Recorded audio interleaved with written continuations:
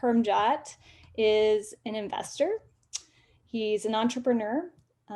He is a startup coach, and I've heard from Sarah that that is some of his best work is coaching and in-person direction. He's a Goodwill ambassador to the state of Arkansas, and he's our mentor in residence. So hopefully when the pandemic is over, you will all have a chance to see him live and in person. With that, I'm going to hand it off to Permjot, who's going to start us with the pitch. Stacey, thank you very much indeed. Now, one of this is actually genuinely true. I was doing some workshops over Zoom here in Nova Scotia. It was a Nova Scotia program. And one of the people I was working with over Zoom mentoring, they met me in Starbucks. They met me in Starbucks because, you know, it's all safe and everything. And they met me and they actually turned around, and they're an engineer, so they're very literal about everything. And they actually turned around and said to me, you know, you're better on Zoom than you are in person.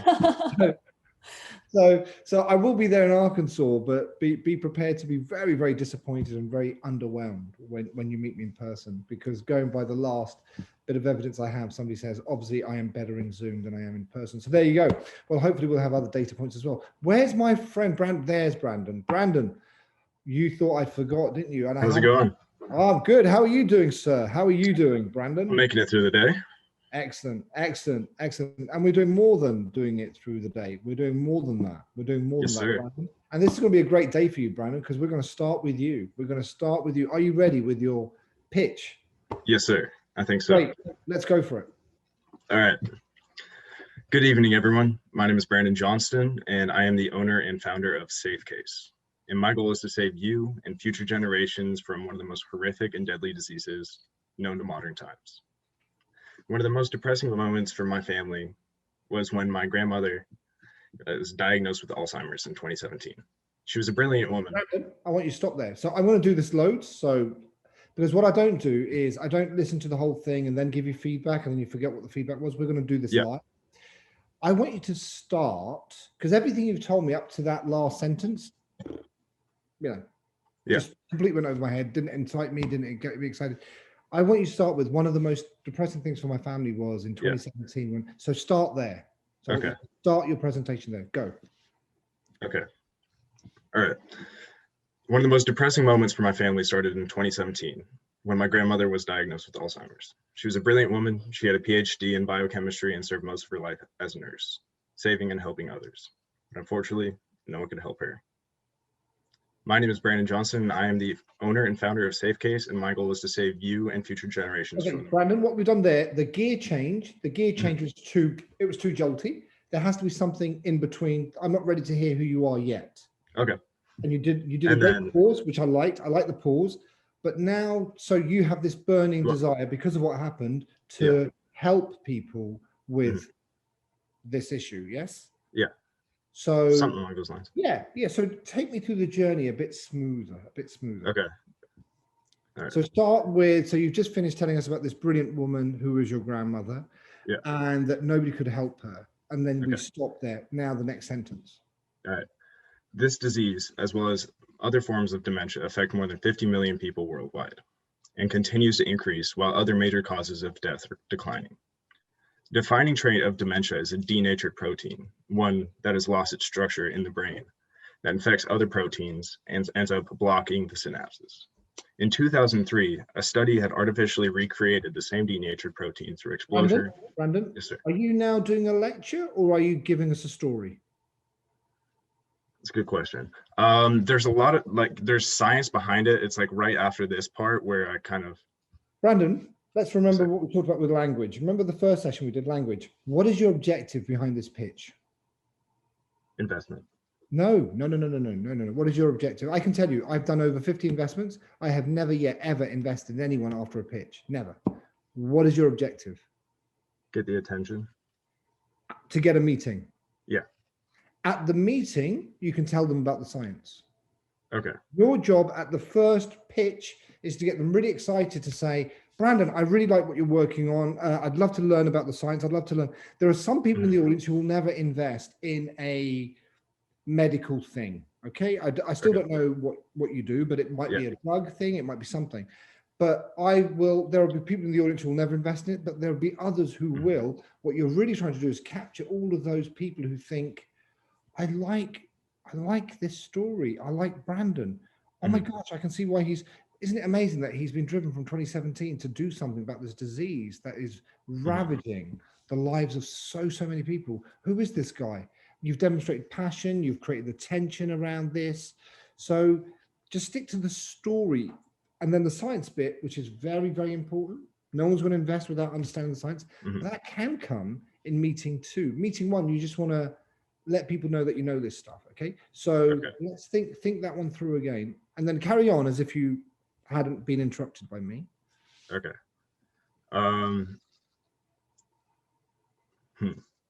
So I've like played it out in my writing right now. Okay, so let me just like finish that one sentence, and then I think maybe it might get a little bit better. In 2003, a study had artificially recreated a denatured protein through exposure to microwave radiation. And no, I have not created some new microwave product. The reality is much worse. What I'm talking about is something we never leave home without, something our lives revolve around. And some of us have it glued to our heads for hours every day. I'm talking about smartphones. Cell phone signal utilizes microwave frequencies, the same frequencies shown to create those denatured proteins. So I created SafeCase, a cell phone case that redirects those frequencies away from the user. The phone case market is huge and easily penetrable, and the health concerns created from the pandemic. The population is way more willing to take on precautions, and already there are over 1,000 people already waiting for production of this product. And with plans to reach out to tablet and laptop markets. Brandon, I'm going to stop you there, and we're going to come back to you. So the person who goes first also gets to go last as well. So you will get another bite of this to see how much of the learnings you've incorporated and everything. Sounds good. Done, and I actually find, I don't want anybody to be offended. Please, I hope nobody on this call is offended. This third session, and this is one of the reasons why we do the session 1, session 2, so we build up rapport, we build up a relationship. Hopefully, you know that I'm treating all of you with respect. I'm going to be a little bit harsh with my comments because I'd rather I was harsh than when you go out on the stage, you kind of bomb. Yeah, it's like, you know, when you watch American Idol, which I'm sure all of you do. I'm sure all of you do watch American Idol. The thing I really feel sorry for is people who find out when they're singing to the great American public that they're really not very good. The time to find out is really with your parents at home saying, listen, honey, I love you, but I really don't think you should sing.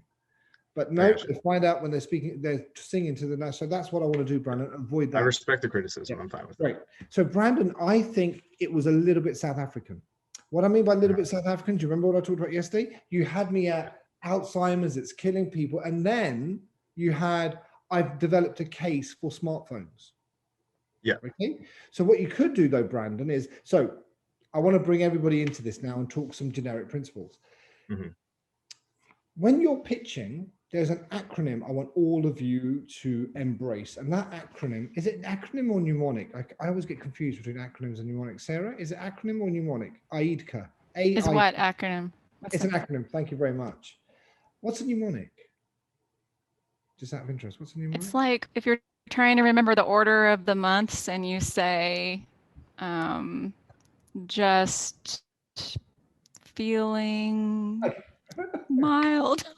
Or like with chords, like every good boy does fine for like EBG. Oh, Prince of Wales gave battle in vain. To remember the Prince of York gave battle in vain. To remember all the colours of the rainbow. Yeah, Prince of York gave battle in vain. Okay, great, got it. Thank you.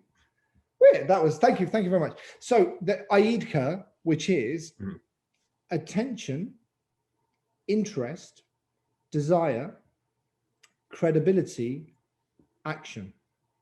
Now, whenever you buy anything in life, anything at all, whether it be through a website, whether it be through a retailer, anything you buy, you actually go through the AIDCA process. Something grabs your attention. It is relevant. It generates interest. So somehow it's relevant for you. So it generates interest. It creates desire.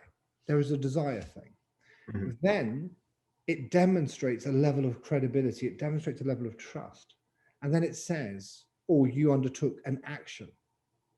When you are doing any pitch, any presentation, and when you're doing a 3-minute thesis, when you're doing anything like this, I want you to think of these things as a 3-minute, as an AIDCA, which is my first sentence has to grab their attention.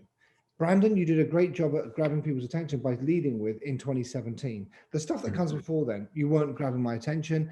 You have a name, everybody has a name. You're the CEO of a company that employs one person. Wow, doesn't grab my attention. You know, none of the stuff you said grabbed my attention. We're starting with, in 2017, my brilliant grandmother was diagnosed with Alzheimer's. It devastated our family.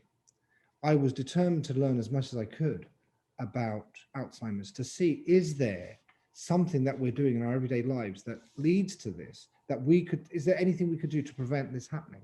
Now, it's very complicated, but one of the things we do know from scientific studies going back to 2003 is that mobile phones, yes, mobile phones can create the pathway that can lead to Alzheimer's. By just having our mobile phones covered in a safe thing, you can reduce the impact of this. So of course, with the desire I have to see the pain of Alzheimer's minimized, I set about developing this. And the response from the market has been phenomenal. There are over X million devices in play. We can do this, da, da, da, da, da, da. What I'm asking for today is, well, before then you do the credibility piece, which is the people behind this are myself. My name is Brandon Johnston. Now's a good time to tell me my experiences in consumer marketing or brands. I'm also joined by these three people. Together we are building things, because whilst the complicated causes of Alzheimer's are not fully appreciated or known, one of the things we do know is that using mobile phones without adequate protection isn't good. Let's change that. Thank you very much. Are there any questions? Do you see what I'm getting? See, but it's very easy because all I'm doing is using a structure which is attention, interest. It's very easy for me because I've just got that model in my mind. I kind of wish I recorded that actually. Well, luckily it is being recorded. It is. Okay, it is perfect. being recorded. It is. But it's the reason why I can do this is because I've been using this model. Like when you see some writers, when you see Sarah Goforth delivering a presentation, it's phenomenal because Sarah has this model in her head that she uses, and she delivers brilliant scientific lectures in a way that people can access, people really enjoy. And that's because you're using these models. The smarter you get, the easier things become because you're using models. You're not actually intrinsically smart, you're just doing things in a smart way. I think sometimes people overinflate IQ and stuff. It's not about that. It's about, yes, you've got to have a level of intelligence, all of you clearly have, but it's about using intelligent models to build and construct. So the AIDCA model is brilliant. So grab someone's attention, and it could be a thesis. How do you grab people's attention by, is anybody here actually doing a dissertation or doing a thesis or doing a 3-minute or 4-minute? Meredith, great, Meredith, thank you so much. And Alexandria. So what, and Ian, thank you very much. So if I can, Meredith, you were the first to put your hand up. So Meredith, what is your thesis on? Basically, vulnerability of reptile eggs to ant predation. Say exactly the same thing, Meredith, again to me, but without using the word basically. Vulnerability of reptile eggs to ant predation. When we use the word basically, it's like talking with a handbrake on. So one of the things I want all of you to do from now on is I never want any of you ever to use the words basically or so in a presentation. Normally, Meredith, the first person to do their pitch does basically. So normally I pick on the first person, and this time I'll pick on you.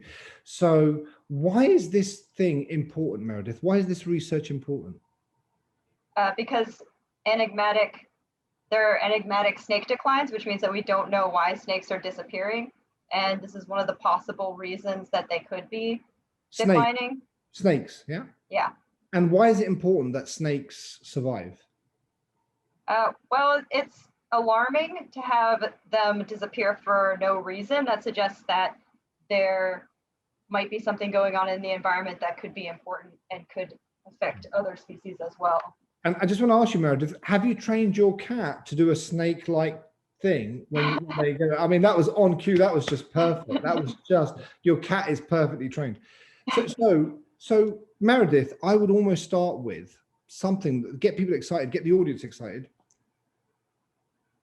snakes are disappearing at an alarming rate, and we don't know why. Now, many of us here may not be particularly concerned about snakes, but what's really concerning is if we don't understand why a species that have been around with us since before time, since literally in the Bible, the first people that we know of that exist alongside Adam and Eve was a snake. It was a snake, wasn't it? I think. So you could make a reference like that or not, but snakes have been with us forever.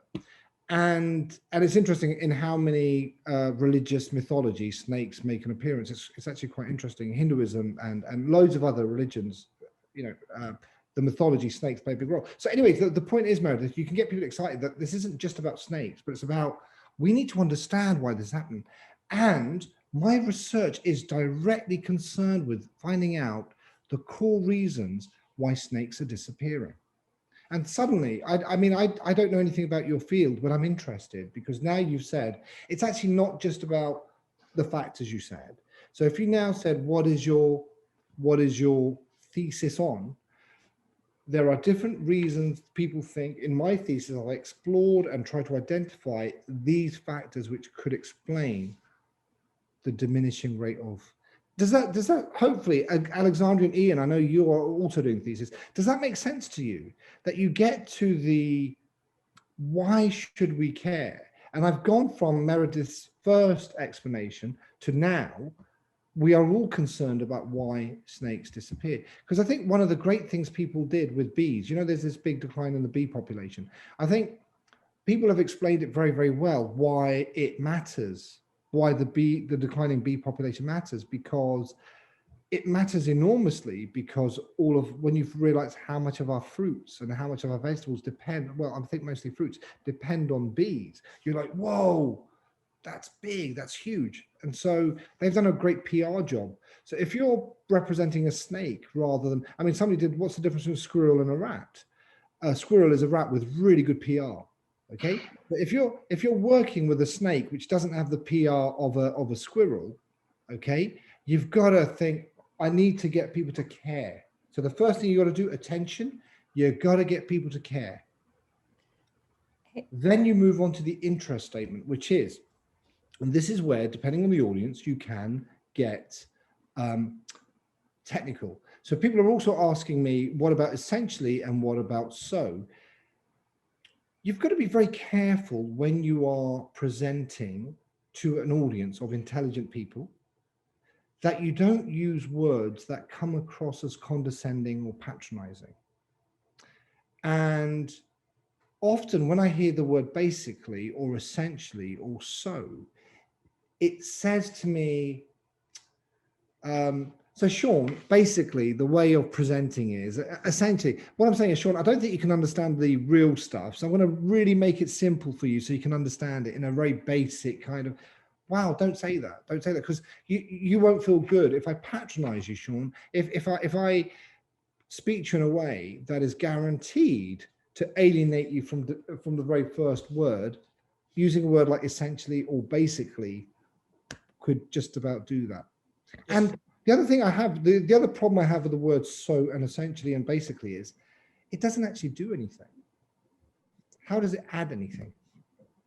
So I guess my question more was around, whenever you're explaining something that is a little bit more complex or there's a lot going on, which is, I guess I use essentially quite a bit whenever I'm talking to people, not necessarily in a demeaning way, obviously, but more of, hey, I'm only telling you the information that is important. But conveying that point in a way that says there is more stuff going on, and if you'd like to talk about that, sure, but you really don't know. For example, if I'm talking to a teacher, right, they're not going to care about all the circuitry and stuff, but they might be interested in how that might benefit their students. And so I say, you can essentially do everything. No, I'll stop you there. No. Yeah. No. Okay. What you're doing is, the job of a writer, the job of an editor, the job of a presenter is to know which bits the audience should hear to get them excited. The Brandon point. The objective is to get a second meeting. I am trusting Brandon to make the judgment as to what somebody should hear about his second story. When I see a movie, I don't, the filmmaker doesn't, there isn't overly narrative saying, there are loads of scenes we cut out because we didn't think you'd understand them. So basically we just want to get to this scene. No. I'm trusting the filmmaker. I'm trusting. And it's really interesting. Yesterday I was talking about Pixar, about how many times they iterate and change because they do their work and they realize actually the audience, they got confused on this journey. It is your job. It is your job to determine what do they need to know. And there's this great thing in most presentations, which is people will ask you questions. So Kushit, I might ask you, yeah, Kushit, it was interesting. I enjoyed your presentation, but could you tell me about the circuitry and about this? Great, absolutely. They will ask you, but don't tell them. There's lots that you don't need to know. Yeah, does that make sense? Thank you, Sarah. That is a great one as well. Does that make sense? Yeah. It can actually be quite patronizing. There was this joke I actually shared with Sandra for about a year, and it took a year for Sandra to get the joke. And because she's from Canada, she has a North American accent, and I would always say, she would say, "Don't patronize me," to me on occasions, and I would say, "I think you mean patronize," and then she'd say, "Oh," and then she would go, "Don't patronize me." When we had the next round, I said, "I think you mean patronize," and this would go on, and then one day we were on a plane to Montreal, and I said, I think it's patronize. And she said, sometimes you say it's patronize, sometimes they patronize what? And I said, oh, that's actually quite a funny joke. And then we had a good laugh about it. So I just love, don't you mean patronize? That means, oh, by the way, that means looking down on people, which continues the joke, but there you go. Condescending, don't you mean look down on people? Anyway, sorry. So you've got to be very careful in language and words you use and how you use, that you are trying to get people in, not pushing people away. Stand-up comedians, a joke as a stand-up comedian does is very much a pitch, very much a pitch. They grab your attention with the first statement. They make you realize it's a joke. So if I was in Arkansas and I told a joke to people who weren't students, say, when you catch a bus, straight away, most people would be like, why would you be in Arkansas catching a bus? Why would you do that? In London, if you said, when you're catching a bus, people would laugh. They would find out, they would get it. So there are loads of jokes that you can't. I remember once I had this friend who's extraordinarily wealthy, and I'm not that friendly with him, but extraordinarily wealthy guy. And he was just telling me, I said, how are you? And he said, oh, things are good. I just bought this island in Fiji. I said, oh, okay. And the cost of the island wasn't bad, but it was the cost of putting down a runway that was really expensive. Permjot, who do you use to have runways built? And I was like, I've never had a runway built. And he honestly did not know. He was being serious. This wasn't a joke. He just thought everybody in their back pocket would know somebody who, you want to contact Venkana. Venkana is brilliant at doing runways. He's just the best runways ever. The point I'm making is you've got to meet people where they are, and you've got to have some level of nous to meet people where they are. And saying to somebody, this, or Brandon, a lot of your language was great, and it proved your credentials, it proved that you understood the science, but it wasn't helping you necessarily with the story and getting people engaged. And I did the pitch, and I didn't mention any science to you, did I? Great. So I'm now, who else is doing a pitch? Who else is going to be doing a pitch that we can move on? Jake, you look like somebody with knowledge behind you. Are you? And then Kennedy, you said yesterday you were doing a pitch as well. Kennedy Dolan, you're doing something like that as well, aren't you? I don't think so. But... Okay. Jake, are you doing a pitch? I'm not. I'm a spectator. A spectator. Oh, this is not a spectator sport. So Ontario West. Well, I didn't due to the. I want to share my pitch. I was just about. Bro, great. Ontario West. Where are you? Come in, Ontario West. Hello. Hello, Ontario West. Can you turn the camera on?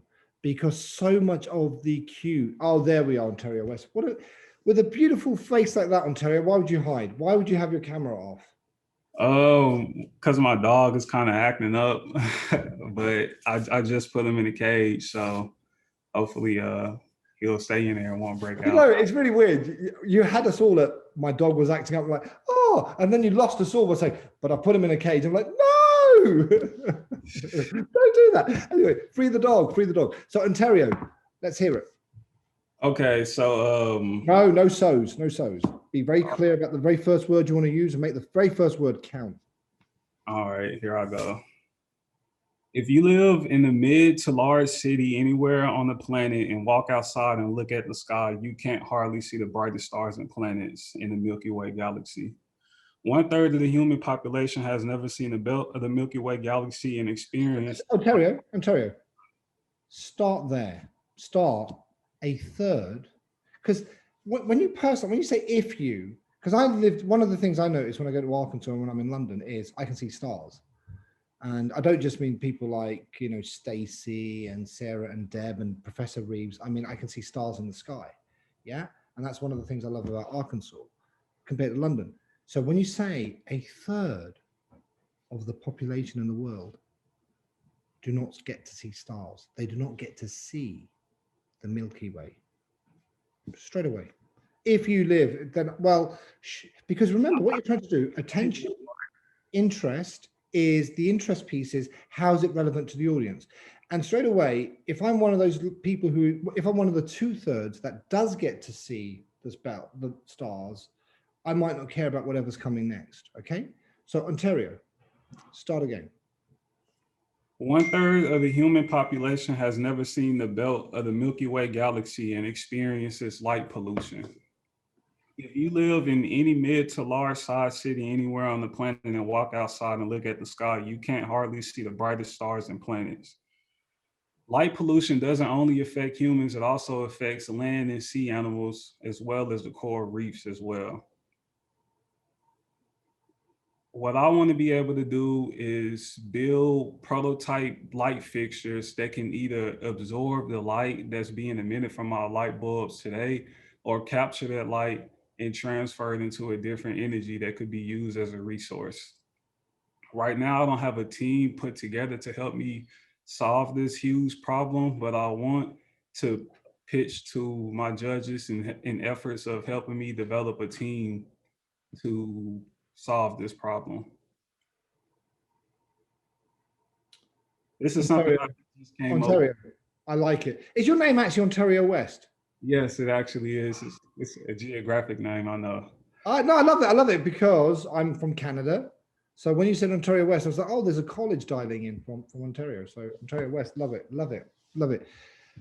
So I love it. What you're doing is you're pitching for talent, which is brilliant. Okay, you're pitching for talent. And what you would do is knowing how you want to end. Remember, you've been on some of the workshops. Remember how you want to end and build your story around that. So the pitch would follow the lines of you grab everyone's attention by talking about 1/3 of the human population does not get to see and have never experienced the Milky Way. They've never seen stars. Light pollution doesn't just affect humans. It's having a devastating effect on sea animals and da da da. Yeah, it's having a devastating impact. We need to do something about this. And I think, no, don't say I think, you want to be a bit more positive. There is a technical solution available. And that technical solution would involve transforming the way we use light bulbs and transferring the negative energy that light bulbs emit into something far more positive that can be reused. This is a big, worthwhile goal. And what I'm looking for is people who share the same passion as me to not just talk about, isn't it a shame about all these bad things, but want to start being part of the solution. If you feel the same way, join me and let's change the way light is blighting and affecting so many of us. And there's something there, Ontario, about, isn't it ironic how light causes darkness? There is something there around stopping the light becoming dark, something like that. Because the irony in what you're saying is that all of this light is causing darkness. You know? Yeah. So that's what I would do, Ontario, something like that. Yeah, I like that. That's powerful. Yeah. because what you're doing is powerful. What you're doing is powerful. And remember, it's not about just pitching for money. That's very rarely. We've shown with Meredith, it could be just presenting your dissertation in such a way that people get excited. And Meredith, you can still get technical when you do the credibility. So we've talked about the attention, we've talked about the interest. How is it relevant to people? What we've got to do, though, is talk about, a lot of people, when they do their presentation, they start off with, my name's Brandon, or my name's Kaushik. The reason why it's not important yet is I don't care yet. Okay, because I will also forget that you're Brandon by the time your pitch is finished, and then by the end of it, if I really love it, I'll be like, sorry, what was the name of that guy? Oh, it's Brandon. If I love your story, the thing that's not going to stop me investing in you is not finding out what your name is. You know, I will find out your name. I won't say, I love that story, but I'm not going to invest in him because I can't remember his name. You know, never going to happen. The credibility piece is very important. The credibility piece is, why is it you, Ontario? What is it? What is it about you, Ontario? Tell me about your background. Why can you do this? I can do this because I have background in actually running a small scale makeup company and directly selling products to women around in the area and online.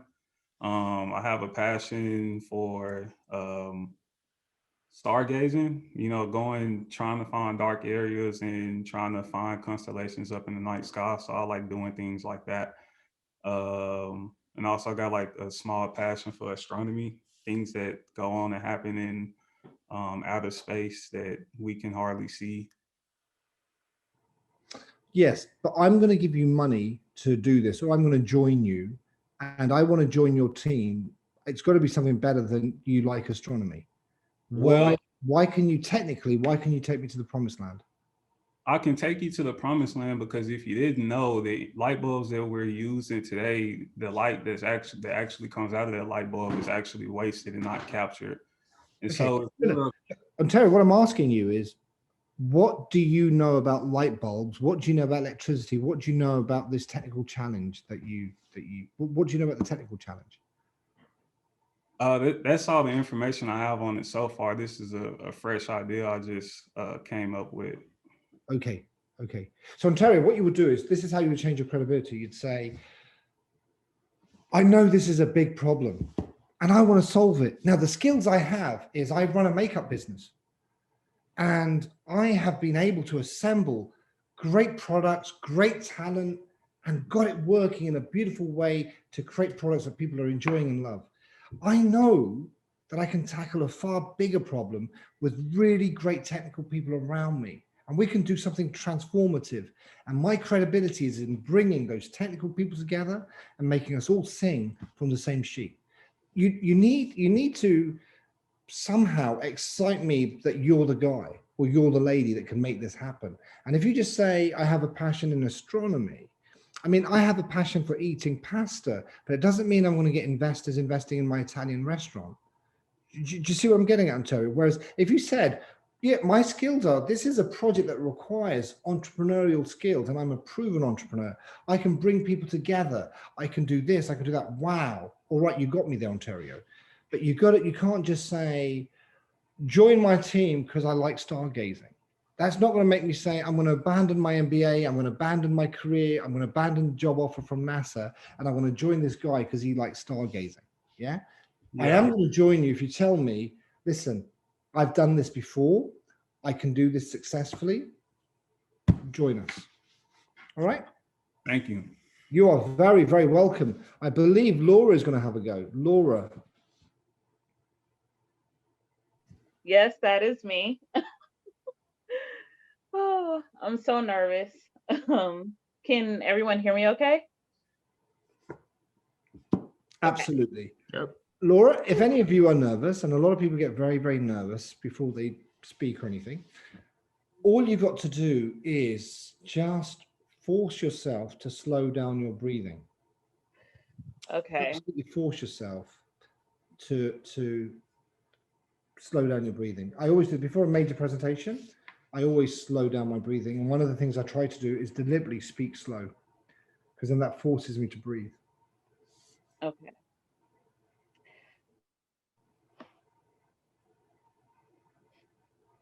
something that's very important as it relates to business and just our interpersonal relationships are the things that we can see and the things that we can't see. Myself as a Black woman, there are things that are very key signifiers that at the very least, I'm a person of color. So these are things that we can see. In June of last year, I didn't recognize just how important the things that we can't see as business owners, as a person of color, as practitioners, how detrimental they are into being advocates for our consumer, as well as being aware of how our ability to navigate social issues will impact how others see us, how safe they feel engaging with us, and what ultimate results lie from our actions. In June of 2020, I was the victim of being connected to a group of professionals that had a great deal of racial bias against Black women. So much so, this entire incident went viral on the internet. I was called into question my integrity, my professionalism by this white-led organization. Ultimately, what resulted in me engaging with a professional organization that I felt initially comfortable in, I felt that this is a place that I belong. It turned out that that was not what their infrastructure, their business model said. And in some cases, in this particular case, what was said by their leadership verbally. Also in June, at the same time of me navigating this, I shared a profound experience with the world as we all learned of the death of George Floyd. As a business owner, I'm dealing with my own experience of racial bias. Laura, I want to stop you there, Laura. So Okay. Laura, how do you want the audience to feel at the end of your presentation? That I want them to feel a sense of urgency. Great. Okay, so write that down somewhere. Urgency. Okay. Okay. So an objective is to make you, and I want all of you to do this exercise where you ask yourself, what do I want the audience to feel at the end of this? Then I want you to ask yourself a separate question, which is, remember, AIDCA, the last A is ask, it's an action, it's an ask or an action. In Ontario's case, it is that he wants people to join his brilliant idea of using light to restore light. Okay, he wants to do that. Brandon wants people to give him money or ask for a second meeting so that he can, so he can ask for a second meeting so that he can present more about his idea around around his business idea. Yes. And others want to do other things. And Meredith wants her thesis to be defended, etc., etc. What is it you want people to actually do? So forget about what they feel. What is it you want them to do? So what I want them to do, since this is a tech application that there's nothing like it. Essentially, I want them to participate, actually engage with the applications because it is a product for business owners and consumers.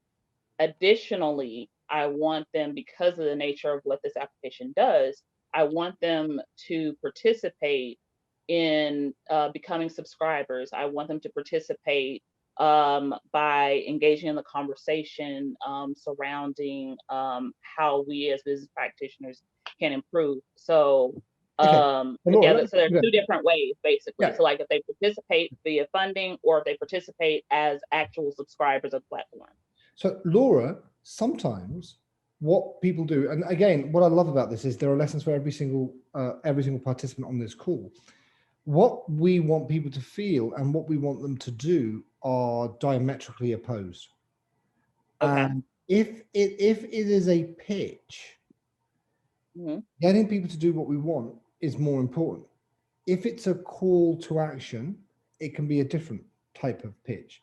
So you've got to think that when we talk about very sensitive subjects, which this subject is, and deeply, deeply personal for people who've experienced this.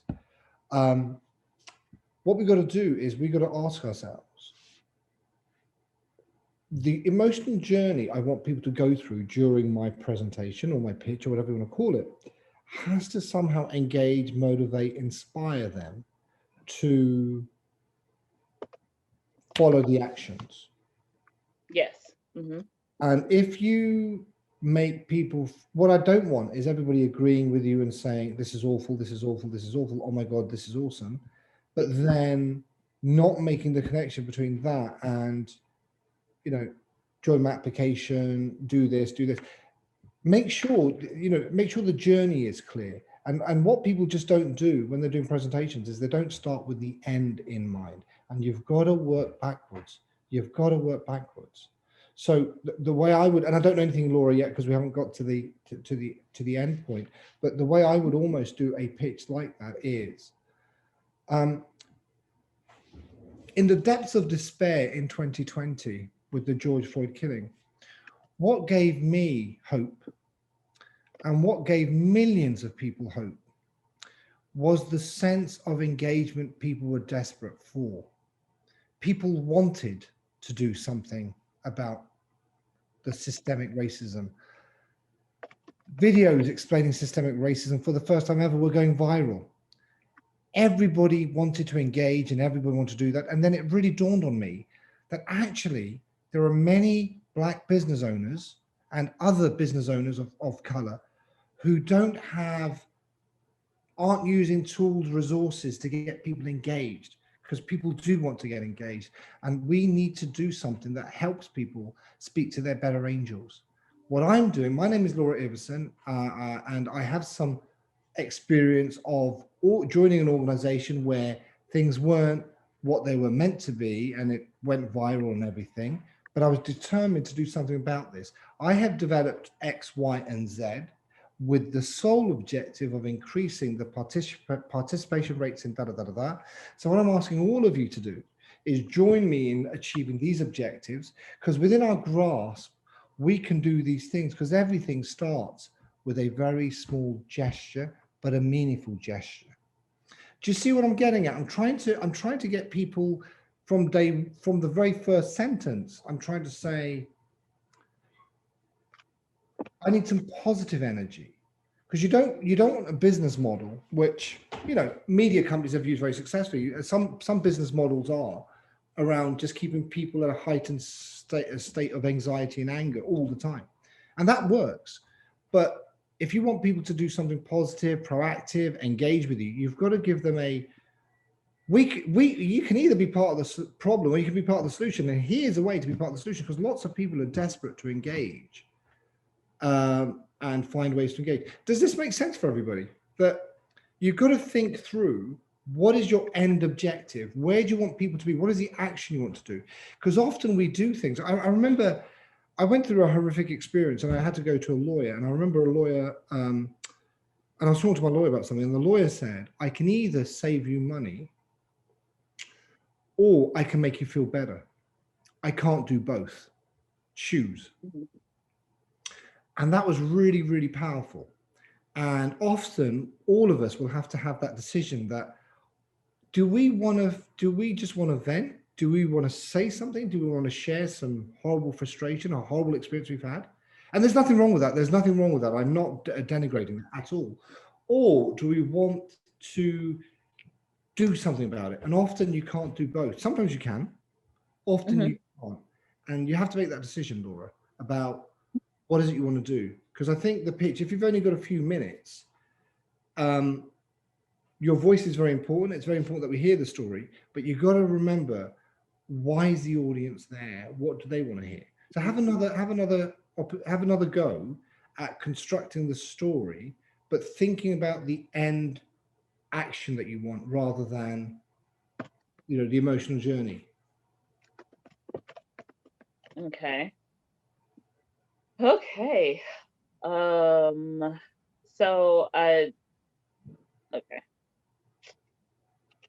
if I want them to participate, let's see. Okay. All right. I think I got something.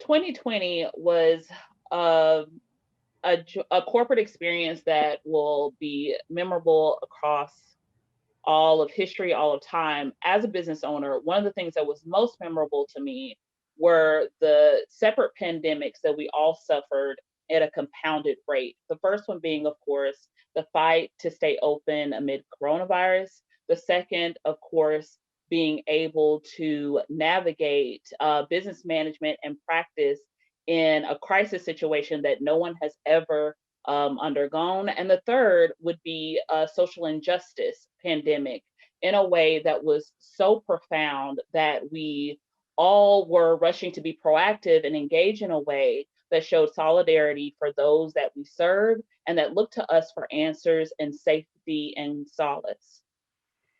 During that time, myself owning my own business, I know exactly what everyone else was feeling as well.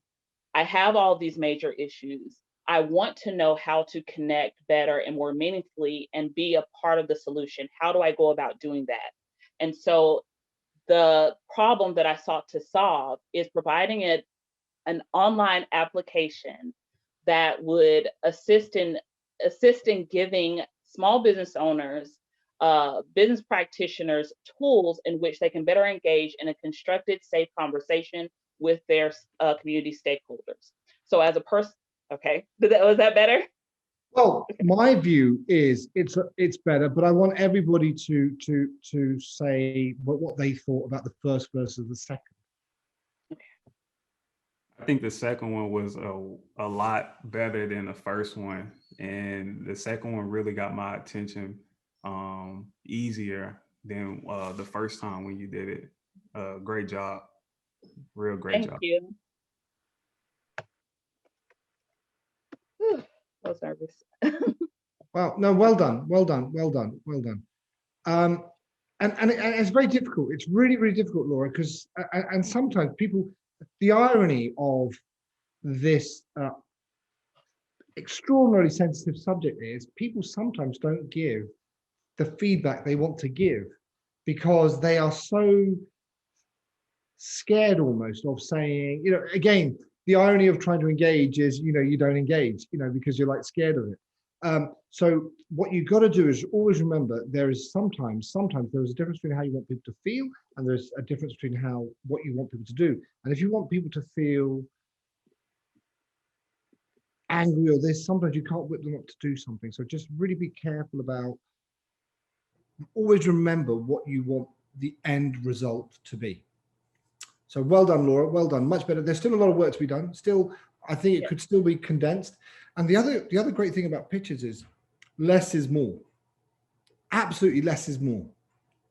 If you can do a powerful pitch in 1 minute, and again, Jeff Amrine in Arkansas, he does this gone in 60 seconds. I don't know if he still does that. But the idea is that you pitch with only 60 seconds to go. And that's a really good discipline to get your head around. It's a very good discipline. So Brandon, I want to kind of end with you and then we're going to have some Q&A. So Brandon, you ready to go again? I've been struggling with the wording, but I think so. We'll see how it goes. One of the most depressing moments for my family occurred in 2017 when my grandmother was diagnosed with Alzheimer's. She was a brilliant woman who had a PhD in biochemistry and spent most of her life as a nurse, saving and helping others. But unfortunately, at this point, no one could help her. My goal since then has been to mitigate the unnatural factors that lead to dementia, Alzheimer's, Parkinson's, and other neurodegenerative diseases. In 2003, a study came out and showed that microwave radiation or microwave frequencies end up denaturing the proteins, which is what causes other forms of dementia. And that was kind of the point where I got to, but I'll just kind of finish off with that. Or I'll speak about my team, I guess. Sorry. So I ended up getting a team together of 2 scientists, a doctor, and a professor, and we have formulated together and created a product.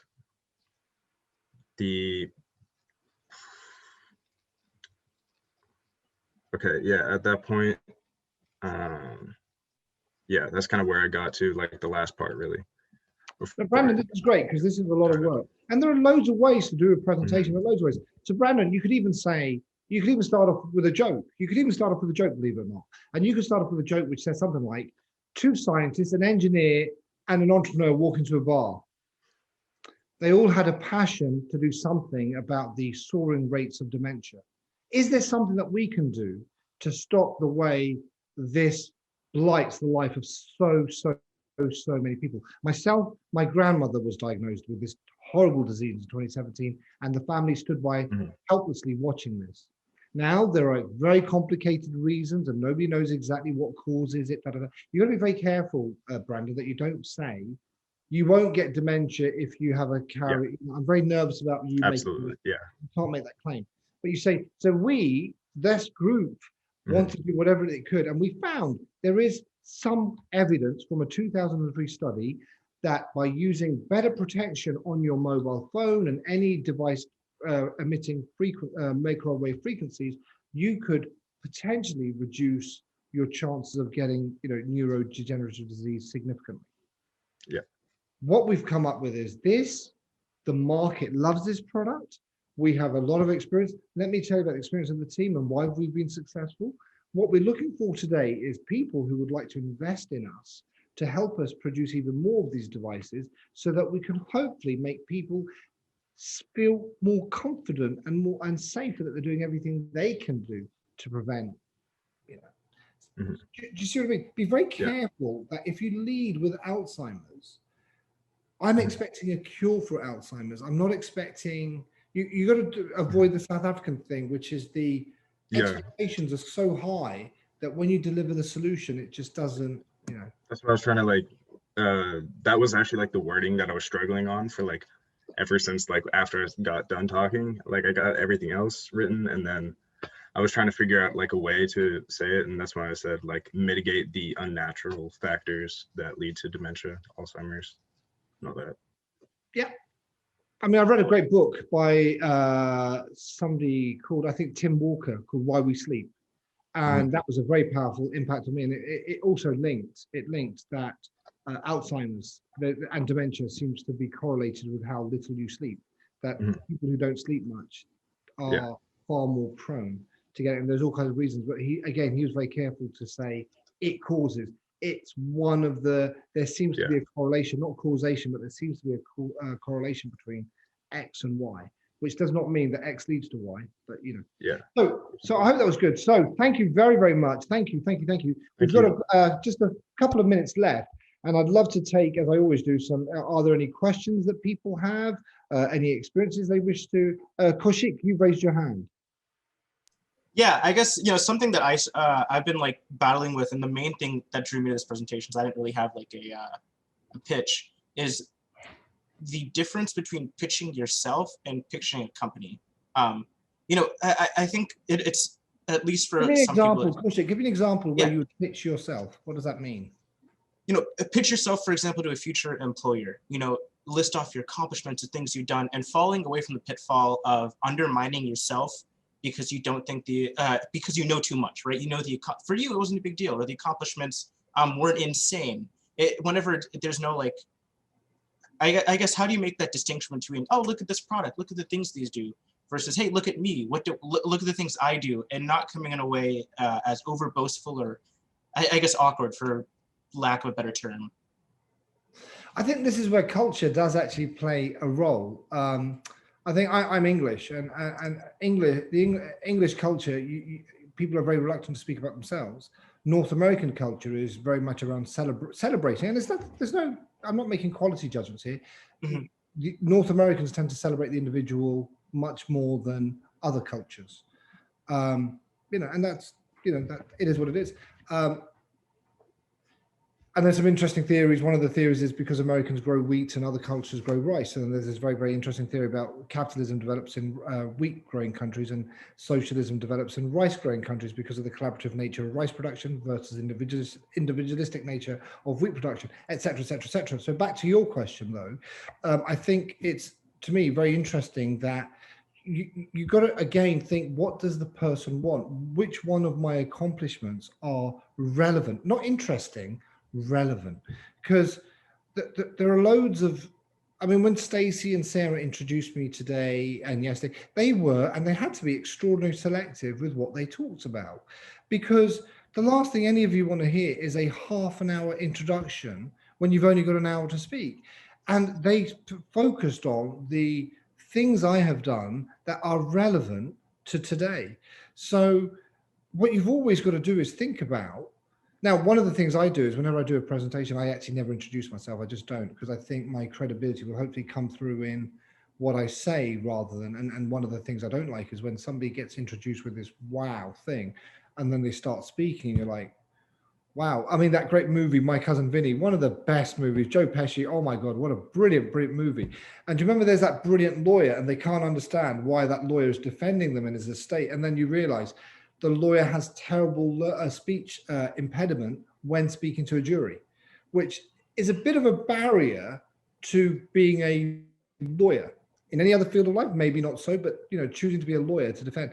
So be careful that you are speaking about stuff that is very, very relevant. And if it's relevant, you don't have to boast, you can ask them questions. And we talked about this yesterday in terms of, was it Meredith Brooks we talked to about this yesterday when she asked about the interviews and stuff and pitching herself for jobs. You've got to make sure it's relevant, otherwise it's boring. So it's not boastful if I'm interested. It's not boastful if I'm engaging with you. It's boastful if you just say it for the sake of it. Okay, so thank you. Other questions? Please do fill in the feedback forms. It just takes a minute, and surveys are very, very, very important. So I know Jake and Kennedy and Molly, you've been on, and Sarah, I believe. Sarah, we've not heard from you at all. And I know you've been on all of these calls, as have you, Brandon. Have you found it will change the way you do presentations, change the way you think about constructing stories? How will it change? And Robert, we can see you as well now. Robert, great to see you. Yes. Thank you. Good to be here. I've been making dinner, so I apologize. I'm the first time attendee here, and I find it very interesting, but I had to make some pizza for my wife. She's due home in about 20 minutes. So no, Robert, that was a really good example where Robert actually told us a story. And in that story about he's making the pizza for his wife who's going to be home in 20 minutes, he created, for me anyway, he created a level of empathy and created a, you know, when he first said, I'm sorry, I was cooking dinner, I says, well, come on, I can't really engage with that level. I can't. It's like, well, all of us have to have dinner. But then he said, I made it for my wife and she's due home in 20 minutes. We went from, oh, so you're making dinner? Really? To, oh my God, you're making dinner? But, you know, it's weird how the story and the personalizing, I mean, maybe I'm the only person who feels that way, but for me, it changed for me how I felt about Robert making dinner. That maybe it's just me. well, it's only because I do that, then I'll be able to attend your next seminar and maybe present a pitch. I'd love to hear that, Robert. I'd love to hear that. Kennedy, what are the 3 key things you've taken away from the last 3 days? Oh, wow. I actually just wrote my reflection paper for the past one that I went to. And I started it off by saying, you know, I've learned a lot more than I thought I would from these things. Like when I read the titles, I was like, I don't really see how this is like business majors. Okay. But like attending these, it really opened my eyes to how you can apply so many different skills, like the Pixar movies, like how you can apply those to real world situations and different things. But I think some of the main takeaways that I got is we tell stories to make people care. And I don't think a lot of people do that. Like when they're speaking, they just say it for the heck of it sometimes. Like people really just don't care what they're talking about and they just keep ranting. And another one is to be yourself. Like how a lot of people try to be someone that they're not, when in reality, people just want to know you.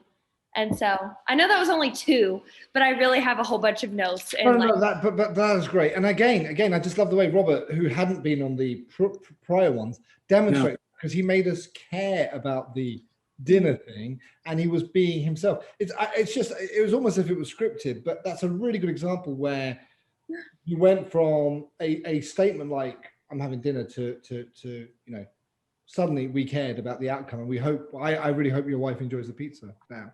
So Sean and Alexandria, I want to ask Alexandria as well. So I'm going to ask you first, Sean, then I'm going to ask Alexandria, the 3 key takeaways from you, for you, Sean. Oh, I think that acronym that we talked about, attention, interest, desire, credibility, action. I love that as a model to fit your pitch into, to really structure it. And Sean, I actually use that whenever I'm doing a cold email, whenever I'm writing a letter, I even use that model now. First sentence, dear, I'm writing to you because, and I use the AIDCA model for all of my communications, just so you know as well. So it's not just about pitching, it's about everyday communications. I use AIDCA. Sorry, Sean, yes, you were going to say something else. Let's see. Well, and I love that so much, because I feel like, so I teach here at the U of A, and I feel like I'm always trying to communicate in an effective way to my students. And this is another tool I can use in every single class period to just draw them in, help them care, etc. I also really liked the ideas about not using the words basically or so. Don't be condescending, and if your words don't serve a purpose, don't say them. And then also less is more, just realizing, condense, and then just be as forthright and strong and compelling as you can be. Fabulous, Alexandra. And I do want the last word to go to Jake Randy as well, because Jake, you've been, I just love your backdrop. So I do want the last word to go to Jake. Alexandria. Yes. So kind of going with what Kennedy and Sean said as well, I agree with everything that they said. Honestly, all of the, I don't know, I didn't know how much I would really learn from this 3-part series, because so I'm doing the 3-minute thesis competition, and whenever you're thinking about your research, you're like, well, it's super interesting to me, but I don't really know how to convince anyone to care about this government-funded program that I'm doing research on. And so I think it was really cool just to see how it's okay to be yourself, and it's okay to be passionate about the research that you're doing, and being able to explain why that research is important. It's not, don't diminish your research just because that invention seems so much cooler than you collecting demographic and characteristic data on this entire program. I don't know. I really liked all of that stuff. And then I loved the acronym, and I loved whenever you mentioned that you use it in everyday communication, because that's a really good idea, because I have a hard time whenever I'm writing emails.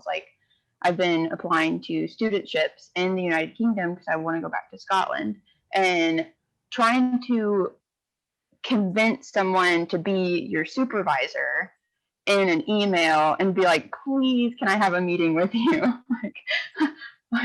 And Alexandria, I'm really glad to have the meeting, and that's with Brandon. The objective is to get a meeting, not to get investment, not to get them to sign up there and then. It's to get a meeting, or to get a phone call, or to get the next level of communication, the next level of relationship to undergoing. So I know I'm keeping you beyond the time I said. So thank you very, very much. Jake, over to you for the final words. And thank you. Final words. I love these. These are great. I'm new at the university here, and I think this OEI workshop series is fantastic. Other places I work did not have anything nearly as cool as this, so I'm super happy to be here, and I really enjoyed your whole series. I think it's given me a couple concrete things that I want to act on. First, I love your acronym that you brought up today. I'm teaching entrepreneurship this semester. My students, as their final project, some of them have been in these sessions. They're going to pitch. They're going to do a mini pitch. They're going to come up with an idea and do a mini pitch. So I have a lecture on pitching, and I'm going to incorporate your acronym into it. Beautiful. And you can Google it. Lots and lots of stuff is written on this. AIDCA, there's another one which is called AIU APR, which is awareness, interest, understanding, attitude, purchase, repeat. So, so there's loads and loads of literature. I did not invent this. I wish I had. I'd be a very wealthy person if I had. So if you just Google AIDCA, you'll find tons of stuff on AIDCA or AIU APR. So there's tons and tons of stuff. So Jake, thank you very, very much. Kaushik, thank you very much. Great to know the company's in great, safe hands. And thank you. It's great to meet you in person. Brandon, thank you very, very much for being a star and being a trooper and being the first one. Always very, very a big ask to go first. Jake, thank you very much indeed. Alexandra, very good luck in your quest to go back to Scotland. Very worthy quest. Thank you very much. Jake, thank you.